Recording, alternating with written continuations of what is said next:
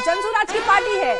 और पहले फेज की बड़ी बात क्या है शिप्रा, बताइए। बिल्कुल, इसी बीच बड़ी बात बताते हैं, ये आंकड़े क्या कह रहे हैं। देखिए, पहले फेज में जेडीयू को बड़ी कामयाबी कही जा रही है, यानी कि जेडीयू के खाते में 35 से 45 सीट जा सकती है, यानी कि जेडीयू का बहुत ही अच्छा प्रदर्शन। बीजेपी को 20 से 30 सीटें मिल सकती हैं, जीत इस पर हो सकती है और पहले फेज में बीजेपी भी जीत सकती है इन सीटों पर। तो आंकड़े जेडीयू के बेहतर हो गए। और आरजेडी का बताते हैं, आरजेडी को 25 से 35 सीटें मिलने की उम्मीद यहां पर पहले फेज के हिसाब से देखने को मिल रहा है। और पहली फेज में हालांकि जेडीयू का अच्छा प्रदर्शन दिख रहा है, लेकिन कांग्रेस की बात कर लें तो कांग्रेस को 5 से 10 सीट मिलती हुई दिखाई दे रही है और लेफ्ट को भी 10 से 15 सीटें मिलती हुई दिखाई दे रही है न्यूज 18 के सर्वे के अकॉर्डिंग। वही एलजेपी चिराग पासवान की पार्टी को लगभग 5 सीट मिलती हुई दिखाई दे रही है।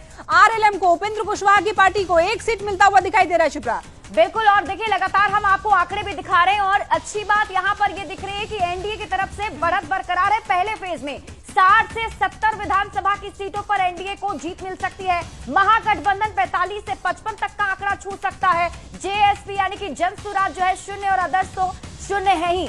सबसे बड़ी बात यह है कि जो पहला जो चरण था लक्ष्मी, वो फाइनल चरण माना जा रहा था, इसलिए क्योंकि पहले चरण में अगर अच्छी जीत किसी की होती है तो उसी की सरकार बनेगी। जया का रुख कर लेते हैं। जया, क्या कुछ और आंकड़े आपके पास?